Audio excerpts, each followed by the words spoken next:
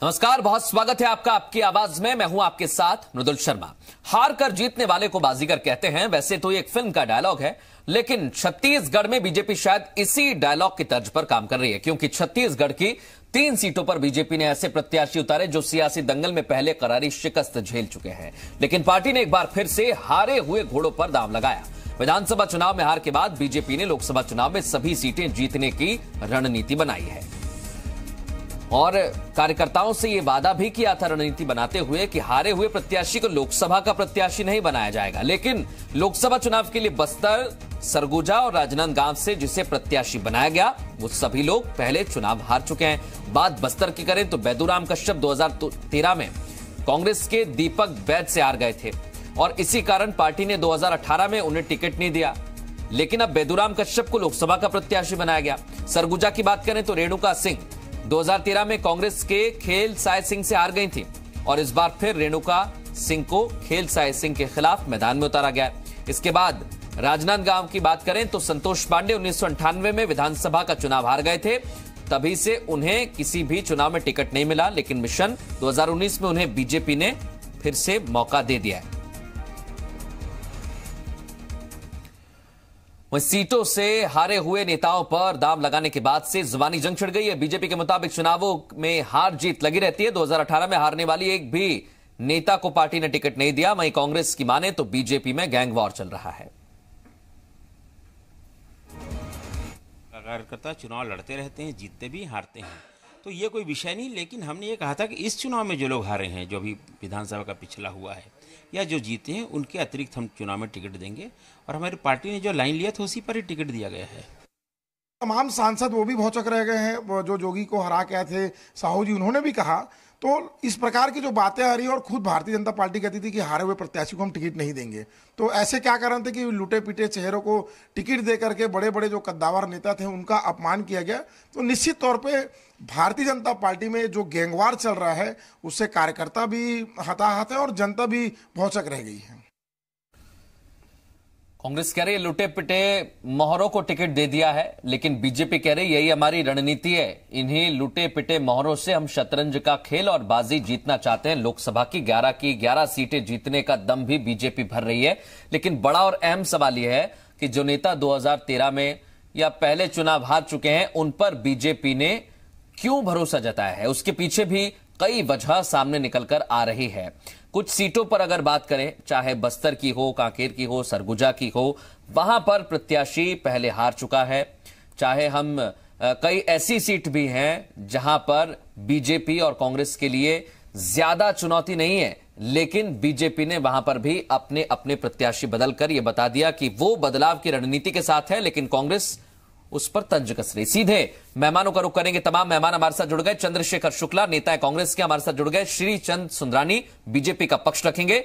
Are Krishnadas जी हमारे साथ जुड़ गए, वरिष्ठ पत्रकार हैं। आप तीनों का बहुत स्वागत है आपकी आवाज में। पहला सवाल मेरा श्रीचंद सुंदरानी जी आपसे। सर, कांग्रेस कह रही है कि लुटे पिटे चेहरों से कैसे जंग जीतेंगे आप? कोई हारा हुआ है उसे वापस टिकट दे दिया, पहले आपने मना किया था। देखिए हमने नए प्रत्याशी उतारे हैं, नई फौज को तैयार किया है, नई फौज को आगे लाया है। ये कांग्रेस मुगालते में रहे, कांग्रेस कुछ भी कहे, हमें इससे फर्क नहीं पड़ता। लेकिन भारतीय जनता पार्टी के नेता ही ऐसे हैं जो साहस से फैसला कर सकते हैं।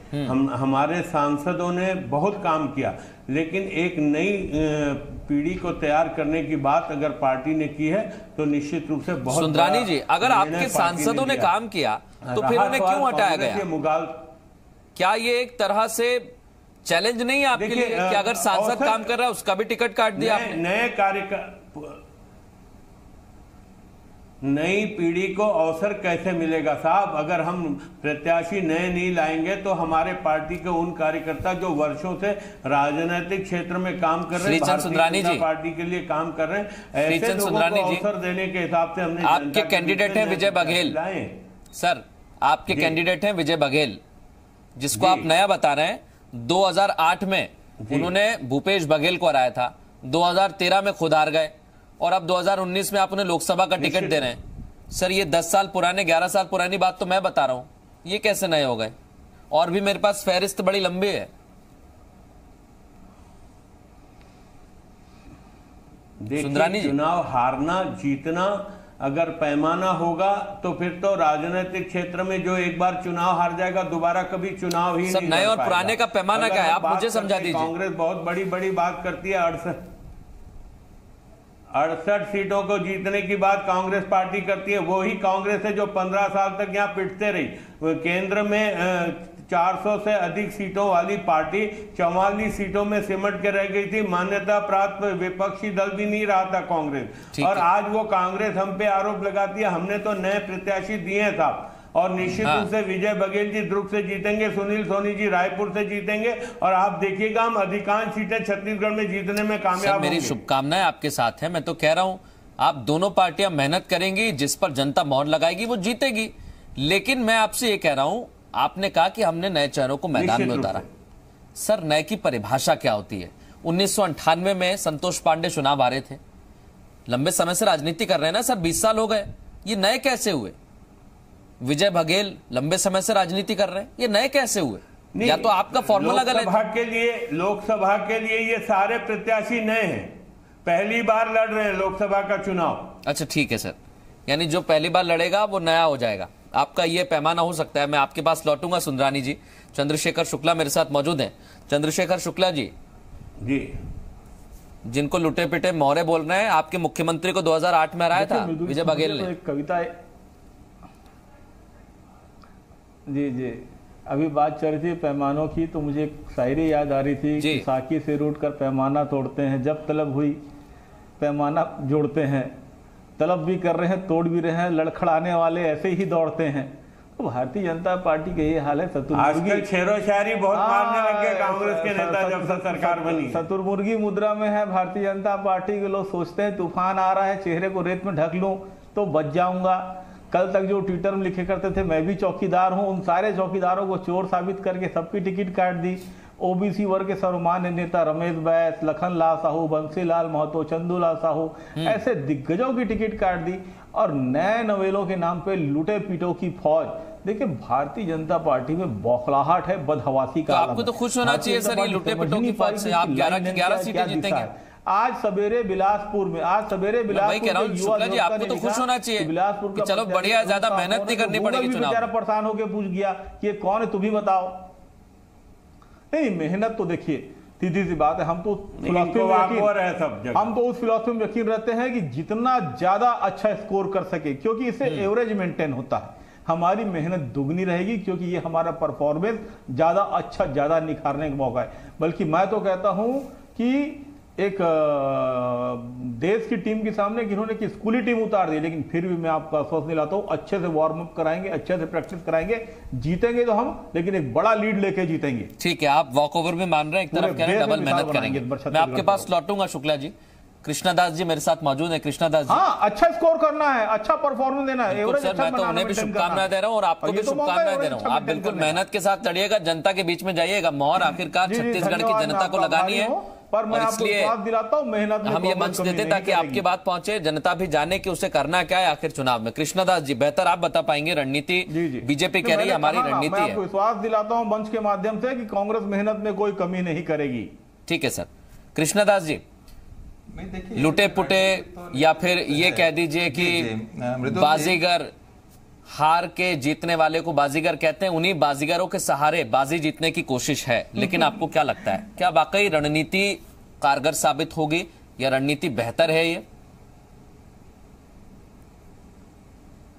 मृदुल जी, देखिए, ये बाजीगर, ये शब्द तो सब हमने कॉइन किया हुआ है, और मुझे नहीं लगता कि इलेक्टोरल जब आप इक्वेशंस देखते हैं या जब आप चुनाव का गणित जब देखते हैं तो ये सब इक्वेशंस वहां काम नहीं आती। आपको तो एक विनिंग कैंडिडेट कौन हो सकता है, इस पे ही आपको दाव लगाना है।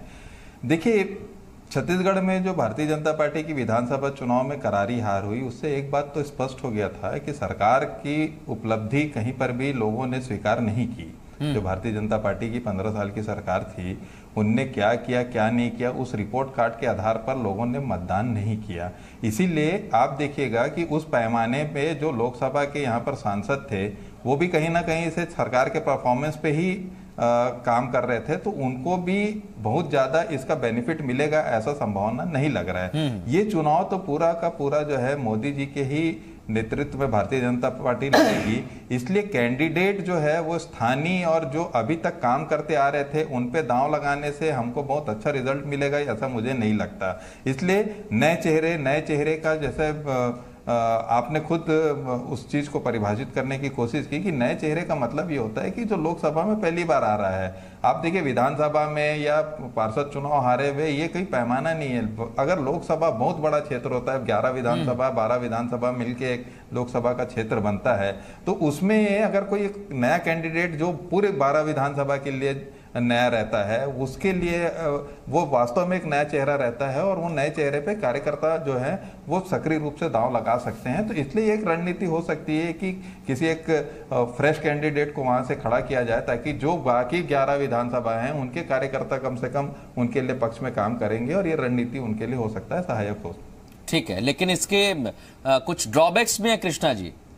क्या नए कैंडिडेट को उतारना, बड़े नेताओं को नजरअंदाज करना बगावत के सुर अख्तियार कर सकता है क्या, या फिर अंदर खाने डेंट कर सकता है?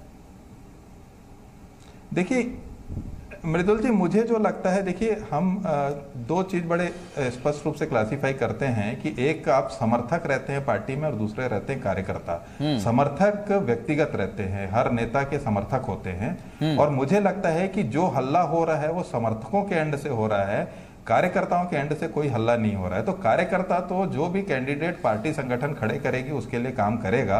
और अभी जो विधानसभा चुनाव में हमने देखा है, क्योंकि आप देखिए जो भी रणनीति भारतीय जनता पार्टी की बनी है लोकसभा के लिए छत्तीसगढ़ में, वो कहीं ना कहीं से केंद्रित है विधानसभा के चुनाव परिणाम से। चुनाव परिणाम एकदम प्रतिकूल गया भारतीय जनता पार्टी के लिए और बहुत लंबे समय से ये अध्ययन करते रहे कि वास्तव में हुआ क्या।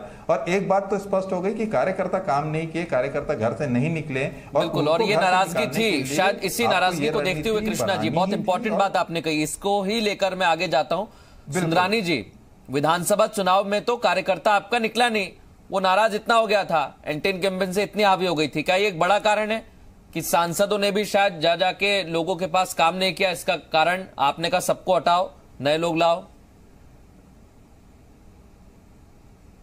देखिए, एक कोई कारण नहीं होता, कई सारे कारण होते हैं। मैं ये नहीं मानता, यानी आप मानते हैं सांसद घर से नहीं निकले, नए कैंडिडेट आएंगे तो ऐसा मैं नहीं मानता। कार्यकर्ताओं ने परिश्रम किया। कई बार कोई मुद्दे ऐसे हो जाते हैं, कांग्रेस ने बड़े बड़े वादे कर दिए जो कभी पूरे नहीं हो सकते, इस प्रकार के वादे किए, उससे भ्रमित होकर जनता ने इनको वो अवसर दिया, लेकिन 100 दिन में इनकी पोल खुल गई। क्या आपको लगता है इतना बड़ा के मामले में पोल खुल गई, इतना बड़ा मैंडेट कांग्रेस को मिला है, वो जनता बरगला गई है वादों से, इसलिए मिला है? आप ये कह रहे हैं विधानसभा चुनाव में जो जीत हुई है वो बरगला गई है जनता? नहीं, बरगला गई मैं नहीं कहता हूं। जनता को एक विश्वास हुआ कि कांग्रेस पार्टी ने जो घोषणाएं की है, बड़ी बड़ी शराबबंदी लागू हो जाएगी, बेरोजगारों को भत्ता मिल जाएगा, बिजली बिल पूरा हाफ हो जाएगा, इस प्रकार की जो घोषणाएं की थी उससे प्रभावित होकर। सर घोषणा तो आपने भी की थी, बड़ा असर किया श्रीचंद सुंदरानी जी, घोषणा तो आपने भी की थी सर। लोकसभा चुनावों में जाएंगे या विधानसभा चुनावों में भी जाइए, घोषणाएं तो आपने भी की ना सर, आपकी पार्टी ने। आपका तो नारा था सर पिछली बार, अच्छे दिन। ऐसी कोई घोषणा नहीं की है, नहीं तो अच्छे दिन इससे बढ़िया क्या हो सकते हैं। आज देश का स्वाभिमान बढ़ा है, पूरे विश्व में भारत की प्रतिष्ठा बढ़ी है, अमेरिका और रूस जैसे देश भारत के साथ खड़े हैं। आज आतंकवाद के खिलाफ जो भारत, बिल्कुल सर आपकी बात मान रहा हूं, पूरा विश्व हमारे सारी बात मान लेता हूं सर, बिल्कुल सही है, लेकिन क्या छत्तीसगढ़ में अच्छे दिन नहीं आए इसलिए सांसदों के टिकट कट गए? 6 करोड़ उज्ज्वला के कनेक्शन दिए, गरीबों को प्रधानमंत्री आवास योजना के तहत 2,30,000 रुपए देके। बिल्कुल सर मान रहा हूं आपकी बात, आपने बहुत ज्यादा अच्छी सरकार चलाई, आपके मुताबिक आपने बहुत काम किया, लेकिन क्या छत्तीसगढ़ में काम नहीं हुए इसलिए सांसदों के टिकट काटे? इसके बाद शुक्ला जी आपके पास आ रहा हूं। देखिए 3 बार हमारी सरकार थी मृदुल जी, 3 बार की सरकार का कहीं ना कहीं थोड़ा सा इफेक्ट होता है, और कांग्रेस का घोषणा पत्र ने बड़ा असर किया। ठीक है, चलिए आप खुले दिल से ये तो कम से कम मान रहे हैं हमारे साथ आए, क्योंकि वो चाहता है कि देश कि विधानसभा चुनावों में करारी हार के बाद बीजेपी ने टिकट बदले हैं। शुक्ला जी, आप जिन्हें लुटा पिटा बता रहे हैं वो उनकी रणनीति है। वो कह रहे हैं कि हमने इसलिए बदले ताकि अच्छे से लड़ सकेंगे, एंटी इनकम्बेंसी जो हावी हुई थी वो ना हो। देखिए मृदुल जी, मैंने जैसे पहले बताया, भारतीय जनता पार्टी में बौखलाहट का बदहवासी का आलम है और शतुर्मुर्गी मुद्रा में आ गई। इनको लगता है कि रेत में मुंह छुपा लूंगा तो तूफान से बच जाऊंगा, लेकिन इनको नहीं पता कि तूफान से मुझे लगता है मदमस्त हाथी पे सवार है। तूफान से नहीं, हाथी तो आप ही को जैसा शहर तक आ गए थे, आपने पूरे कोयला खदान को खोद डाला था, हाथी शहर तक आ गए थे और वही हाथी आप लोग रौंद के निकल गए। आपको मैं बता दूं कि नरेंद्र मोदी जी के निरंतर कहे झूठ 2 करोड़ रोजगार नहीं, आप साबित करें 2 करोड़। एक देश, एक विधान, एक संविधान, बनेगा राम मंदिर, वही 15 लाख आएंगे, बनेगा राम मंदिर भी बनेगा। 2014 के बाद इनकम टैक्स नहीं देना पड़ेगा। तो पाकिस्तान नोटबंदी में देश को बर्बाद कर दिया, जीएसटी का व्यवसाय बर्बाद कर दिया, युवा बेरोजगार होकर सड़क में घूम रहे हैं। बचे खुचे में 10 सांसदों को भी बेरोजगार कर दिया, चौकीदार चोर है बोल के 10 सांसदों को भी बेरोजगार कर दिया। और अभी बात कर रहे हैं हमारे मुकाबले की। मैंने पहले भी कहा स्कूल टीम है ये, और एक कांग्रेस के सामने नहीं टिक पाएगी। तो स्कूल टीम से क्या आपकी पूरी टीम खेलेगी? मैं फिर आपसे पूछ रहा हूं शुक्ला जी, गरीब परिवार को बहुत जा रहा है और हमारा ये मेन होगा और इस धार में भारतीय जनता पार्टी पुनः उड़ जाने वाली। मैं वही तो बोल रहा हूँ, स्कूल टीम से लड़ने के लिए अब हमको खुश हो जाने दो। क्या आपकी प्रदेश की टीम ही काफी है, केंद्र से भी टीम आएगी? देखिए, यदि विधि विशेषज्ञ आते हैं, राय शुमारी करते हैं, मार्गदर्शन देते हैं तो उसका तो स्वागत है, इसमें बुराई क्या है? देखिए, कोई भी चीज जीतने के लिए, प्राप्त करने के लिए यदि 4 और सहयोगी मिलते हैं तो स्वागत योग्य कदम है। वैसे भूपेश बघेल जी और यहाँ के मंत्रिमंडल और कांग्रेस के लोग पर्याप्त है, लेकिन फिर भी अब राहुल गांधी की जरूरत नहीं, वहां से कोई बड़ी रणनीति बनती है। एक दिलचस्प बात मैं शुक्ला जी आपको भी बताता हूं, मैंने चर्चा के शुरू में भी बताई थी, जिन्हें आप लूटा पिटा बता रहे हैं सर, ऐसे लोगों का तो स्वागत है सर। कुछ लोगों के मेरे पास पूरे प्रोफाइल हैं और विजय बघेल उनमें से एक है, जिन्होंने 2008 में जो मुख्यमंत्री है मौजूदा उनको हराया था। आपको याद होगा, पाटन से चुनाव लड़े थे सर, सिर्फ एक बार 2008 में, वो भी गलती से। उसके पहले 2003 में भी मैं इसलिए याद दिला रहा हूं कहीं गलती ना हो जाए। में भी हारे वो, 1998 में भी हारे वो। मैं आपको याद दिला दूं, सिर्फ एक बार बड़ी मुश्किल से हराया, इसके अलावा 3 बार भूपेश बघेल जी से। ठीक है, एक छोटा कमेंट कुछ कहना चाह रहे हैं सुंदरानी जी आपकी बात पर, उसके बाद कृष्णा जी आपके पास आ रहा हूं मैं। सुंदरानी जी आपसे कुछ कहना चाह रहे हैं शुक्ला जी? जी कुछ कह रहे थे सर, आप कह नहीं पाए, बात पूरी कर लीजिए अपनी। देखिए, 3 बार हारे हैं विजय बघेल जी मुख्यमंत्री जी से। देखिए, 98 में विजय बघेल जी लड़े एनसीपी से और हारे भूपेश बघेल जी से 2 बार, हारे भूपेश बघेल हारे, जी से। 13 में भी हारे सर, याद दिलाता हूं। लोकसभा का चुनाव लड़ रहे, पहली बार लड़ रहे, निश्चित रूप से भूपेश बघेल जी से ही हारे हैं। मुख्यमंत्री के गढ़ में जाकर चुनौती दिया है विजय बघेल जी ने। अरे उनका घर है भाई, गृह ग्राम है, उनके गढ़ में नहीं, उनका गृह ग्राम है। हारते हैं वो हर बार वहां से। ठीक है, चलिए, ये हार जीत तो लगी रहेगी, लेकिन सबसे बड़ा सवाल ये कि रणनीति किसकी कामयाब होगी। कृष्णा जी आपके पास आ रहा हूं। कहीं से सुन के आ गया, ठीक है सर, ग्राफिक्स बड़े बड़े चलवा रहे हैं हम लोग, बता रहे हैं रेणुका जी कितनी बार हारी है, विजय बघेल कितनी बार जीते हैं या कितनी बार हारे हैं, संतोष पांडे कितनी बार हारे हैं। इसलिए तो आज चर्चा हो रही है कि हार के जीतने वाले को बाजीगर कहते हैं, और क्या ये बाजीगर बाजी जीतेंगे? कृष्णा जी आपसे मेरा सवाल है, बड़ा अहम है सर। हम अगर लोगों का प्रोफाइल देखें जो उम्मीदवार बनाए गए हैं, तो बड़ा विचित्र। नहीं, आप बताओ हमने क्या बोला, आप बताओ रेणुका जी के बारे में हमने क्या बोला। आप रेणुका जी को हमने लोकसभा का उम्मीदवार बनाया, आप बताइए क्या भ्रमित करेंगे लोगों को? में कैसी कैसी बातें हुआ करती थी। नहीं, आप बताइए ना, आप बोलिए चाहते हैं रेणुका जी के बारे में आप जाके बोलिए, आप अपनी पार्टी फोरम में जाके पूछिए, आप ही के लोग थे। हम नहीं, आप बताइए ना आपको। अरे आप ही के लोग। शुक्ला जी और सुंदरानी जी, मैं किसी व्यक्ति विशेष की बात यहाँ पर नहीं करता सर।